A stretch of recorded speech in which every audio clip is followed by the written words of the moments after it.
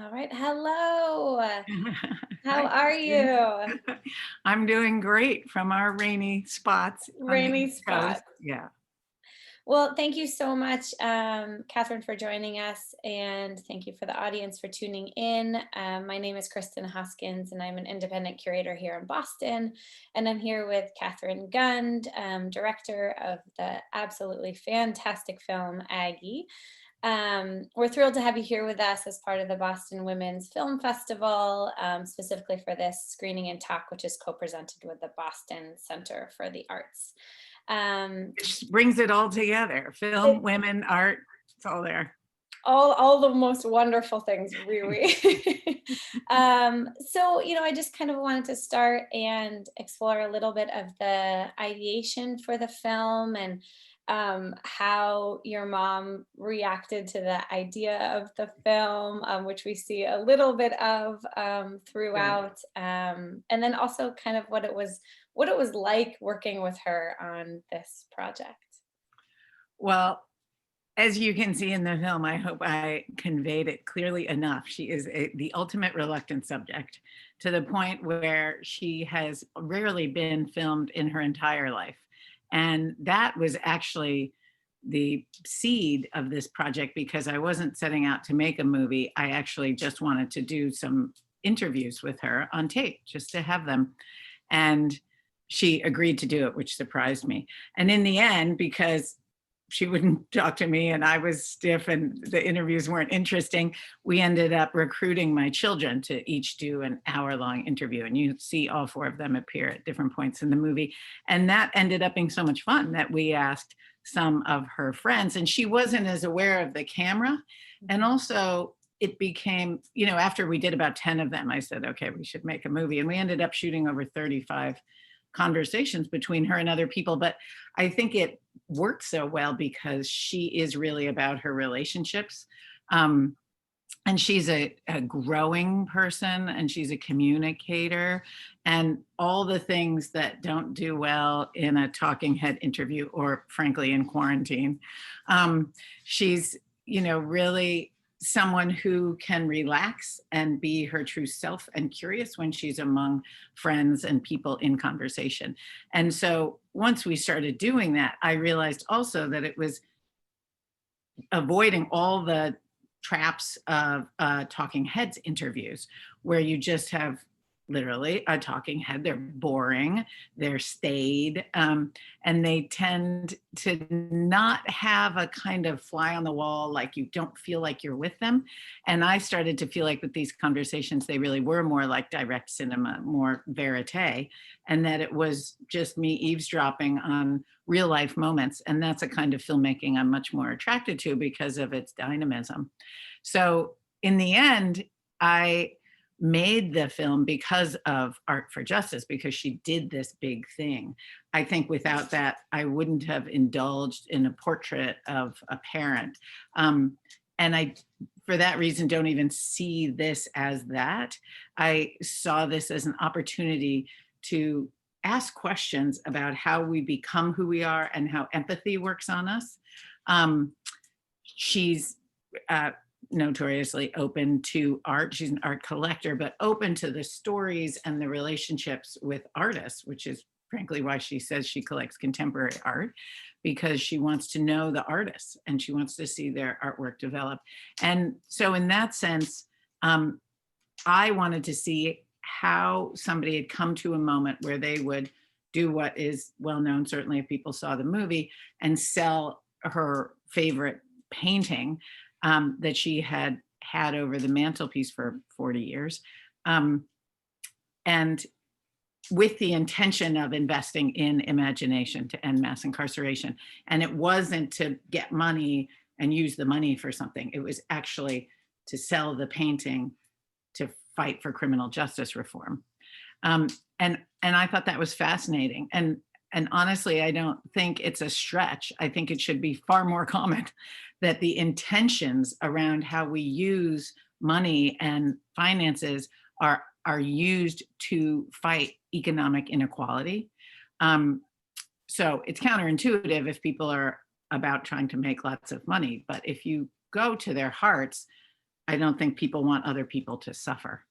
And Aggie doesn't want anyone to suffer.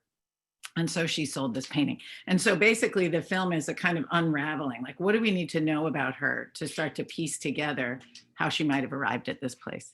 So that's a lot of answer in one, but it gave me my excuse really to make the movie. And the more micro question about what it was like to actually film with her, you also see evidence of in the film, which is not just that she doesn't want to be on camera, but she literally doesn't want to talk to me. And we're in the back, and we talk all the time. We're very close, but not when there's a camera around. And so we're in the back of the car sometime, which was the only time I could get her alone and quiet. And she couldn't really like escape, although she did try to get out and walk once. She blamed it on the traffic, but I knew it was because I was asking. She's like, it would be faster if I walked. Like, just answer a couple questions. So, but you see that, what I hope comes across in some of her responses in the back of the car, like if you watch till the end of the credits, there's a little treat at the very end where I revisit the question from the beginning of the film and I say, well, what do you think of the film? And she says, the film is great. What film? And I feel like in that moment, I was like, then all the answers to the questions of what it's like to try to work with her. I mean, which is twofold, because I think no one else could have made a movie at all about her because she wouldn't have allowed it. But it wouldn't have been this kind of movie, which I feel like is very intimate and super honest. And that there was this fundamental trust that she had. And the fact that you see it reflected when she says the movie's great. She just wants to please me, whatever the question is. What do you think of the movie? She's like, the movie's great. Like, happy, happy, joy, joy. I just want you to be happy. And clearly you would want me to like whatever movie we're talking about. And I did ask her long after in one of the first in-person Q&As why she'd done it. And I didn't want to ask her while we were making it because I was afraid she'd change her mind. But I asked her afterwards and she said, because you asked me to. And it was just this profound moment about mothering and about our relationship. And so even though that's not the point of the film, I feel like it is what is the engine of the film. I was going to say, I mean, that's something that was very touching to watch. I mean, it was the many different layers of relationships that come through the film, between her and the artist, that she's obviously cultivated these relationships over years and years and years, and also her relationships to her children and to her grandchildren. And I mean, it's just, it's very lovely to see that throughout. So I want to touch on the sort of philanthropic piece, and this other thread that runs through your mother's life, which is that she obviously cares really deeply about people and about social justice. And this is something that you could see in the 70s and running through the 80s and into the 90s, and that felt a little bit quieter to me as I was watching the film with some of her actions, but this feels very loud and very intentional, and really that she's asking for others to step up also, and that feels really important at this moment. And so what is kind of the hope in people seeing this film, but also for Art for Justice, and asking for others to stand up? Well, I feel like that's at least a two-part question, because seeing Aggie's previous action does seem much more subtle. She's behind the lines. I think there's several reasons why on the surface this is different. And it's part of what you're pointing to, which is that in order to attract others, you have to kind of put yourself out there. And I'm really grateful to her that during the release of the film, she's generously appeared in a couple of panels for organizations like PS1 that she has been the chair of forever, and that she's done press with me. But even more, I appreciate that she has shared herself and has pushed herself in Art for Justice to help drive more narrative change and drive more philanthropic investment and just clear understanding. And I feel like even making the movie was a part of that. And she started Art for Justice immediately asking others to join her, other collectors and wealthy people. And over 30 individuals and couples did join her and added millions of dollars, several $1,000,000, and then, or more than several. And in the 4 years since we really started, more and more people have joined, and actually some beautiful stories of artists who've been motivated on their own, because she would not ask artists for money. But Mark Bradford, who started it, sold a whole edition, 40 pieces, and raised $1 million for Art for Justice. And now there are many other artists joining. Partly, I think Ford covers all the costs of administration and staffing, so every dollar that goes in. But I think it's also that people can see the difference it's making. And I feel like that is because we're focused on narrative change. We understand that the culture and the attitudes, the hearts and minds are going to have to change before policy, or at least before policy matters. Because we need people, and we have it. You know, certainly it's not just us. I think it's mostly the formerly incarcerated leadership that has been, by the millions, cycled through the system for generations. And that leadership is really changing the whole ecology of this reform movement, which still in its own quirky way is a bipartisan issue. But a bigger point I would make, and that I really learned from making the movie, is that I believe there is a straight line from Studio in a School to Art for Justice. And although she did Studio in a School in a very self-deprecating sort of, we just need art in the school. Let's just put the art in the school. The kids need art classes, and just keep that going.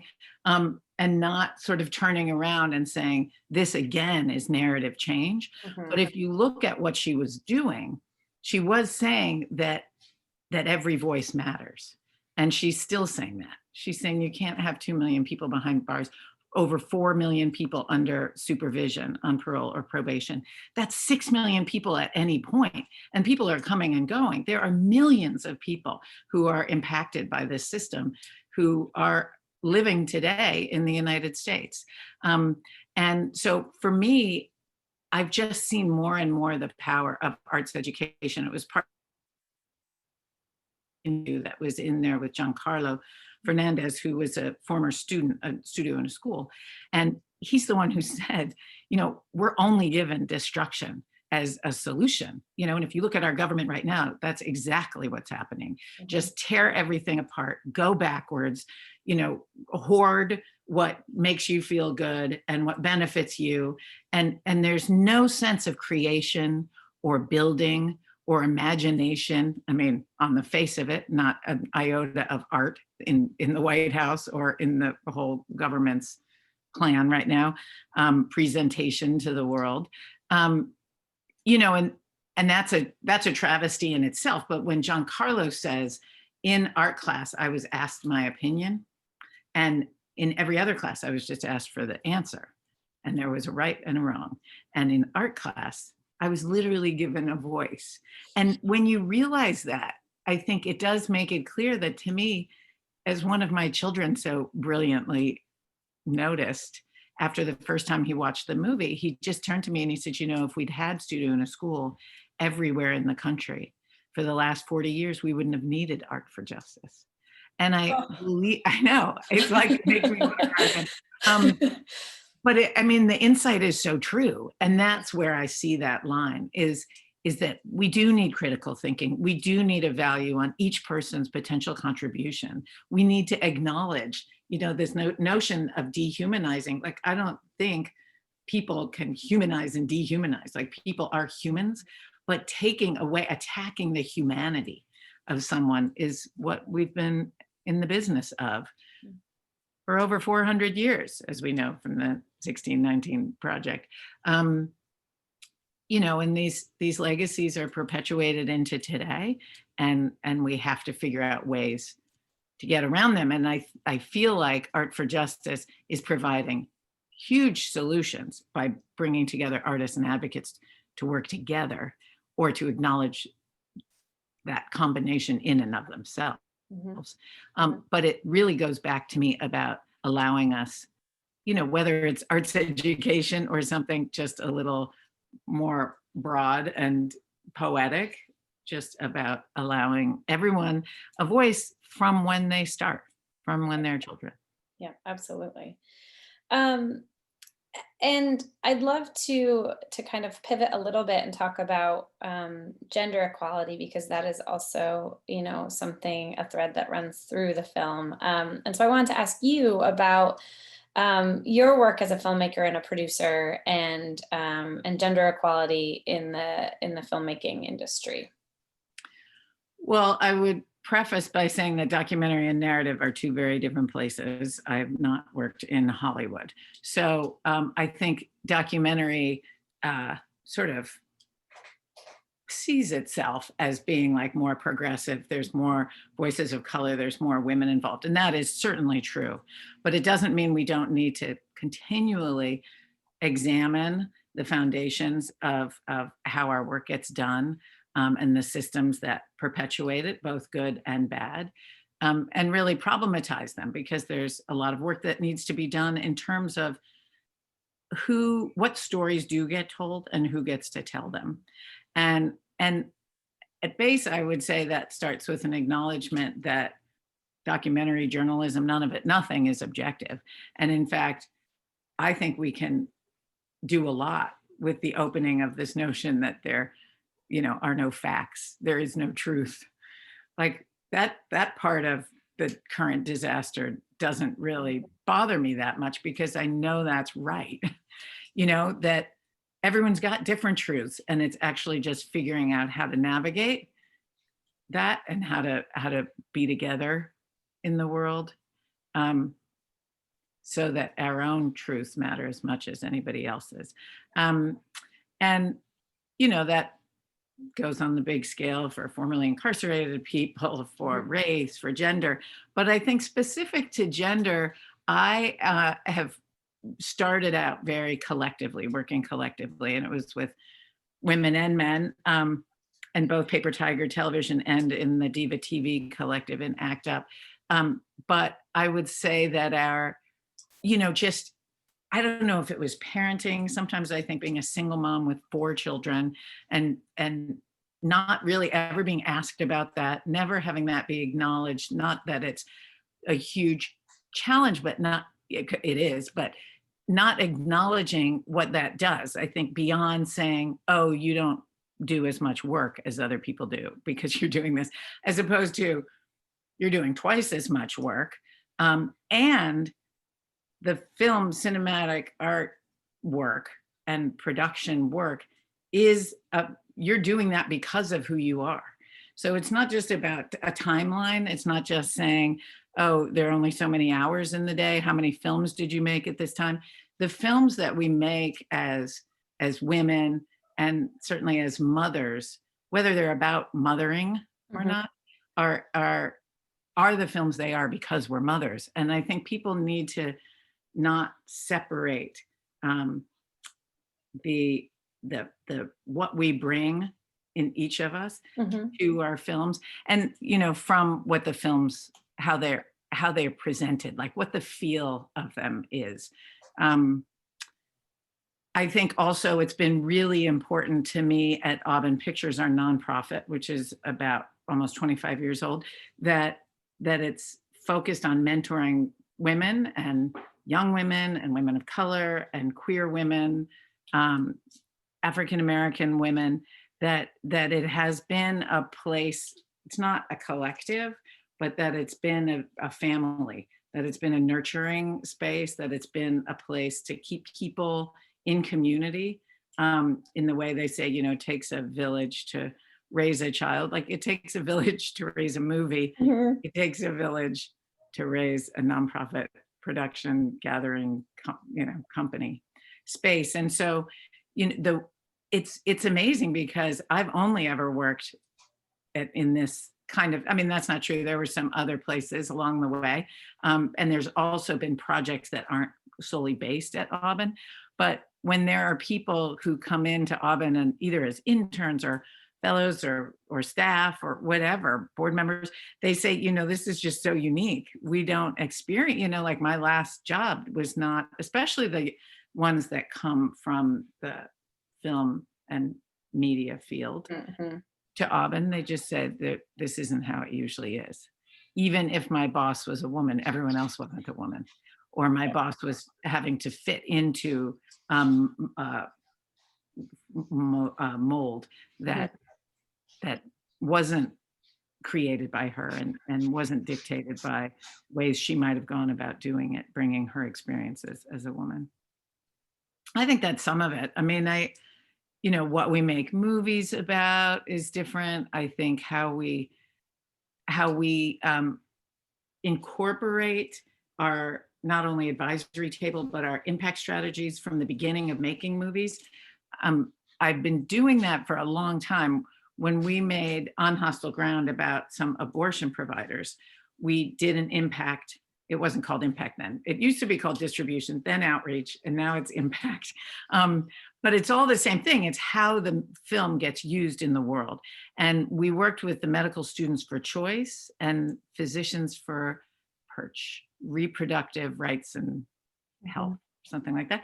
And we worked with organizations to make sure the movie was being used in context, and there was people to have discussions, that it was being taught in medical schools, and things like that.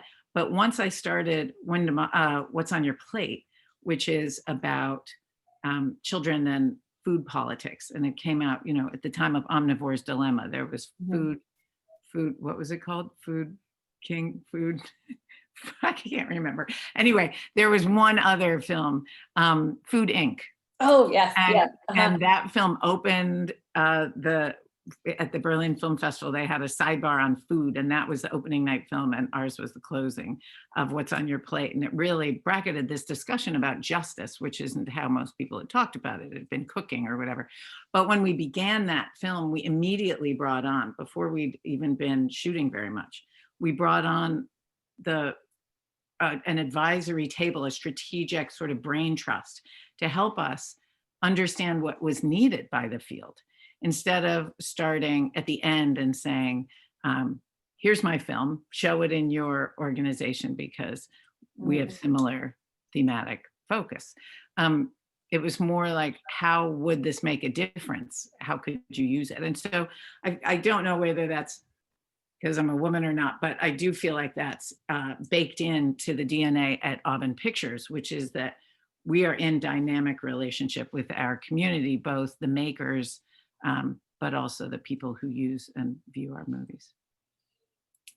That's incredible. I did, it really struck me that, that was such an important strategy of your mom's collecting too, was sort of how she focused on a lot of women. She asked really good questions about it. She collected work from marginalized communities and POCs and African Americans. I mean, it's incredible to see. And she asked at some point, where are all the women? So I wanted to ask you what it means to be screening your film as part of the Boston Women's Film Festival.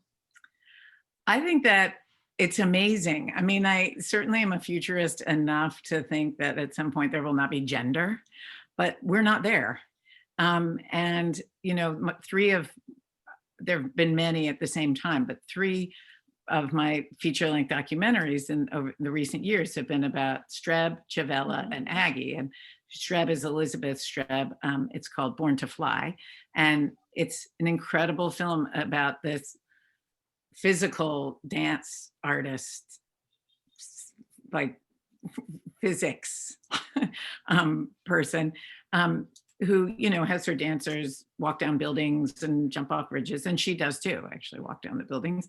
And so and she's older than I am, and I feel like that was really about bravery, and Chavella was about bravery, and Aggie's about bravery. And when I look at them together, I never set out to make a triptych or trilogy of films about older art related women who are modeling survival for all of us in a really deep and sort of sublime way in their own different ways. I didn't set out to do that, and yet I've been so drawn to it because they're not we're not flooded with this kind of media. We don't see images, maybe now Meryl Streep, bless her, heroine, but as she gets older, she speaks up for being her age and having lived a big life, and same with Jane Fonda and with and from Grace and Frankie, Lily Tomlin. Like, I do feel like we have some incredible elders who are living amongst us and really paving a way. But the fact that I just counted out 3, and that it's not just so many, I couldn't start the list. And that's really how it should be. So in that way, I think it's really special. I think there is a way that we keep having to lift each other up. And until all lives really do matter, we need to keep the focus on the voices and raising the voices of the people who are being scooted to the edge. Awesome. Well, what a lovely place to end our discussion today. I want to thank you so much for joining us here, Catherine, and I encourage everybody that is watching this today to keep watching films through Boston Women's Film Fest. You can go to the website to check out more films to watch. Festival runs through Sunday. Congratulations, Catherine, on an incredible film, and thank you so much for joining us. Thank you. And I would also say thank you for rebounding in this moment and really making an effort to keep the festival going. And so I applaud the people who are taking advantage of the opportunity to keep participating and to keep these dialogues going. And so kudos to you for doing it. I hope that lots of people tune in. Great. Thank you so much. Bye. Bye.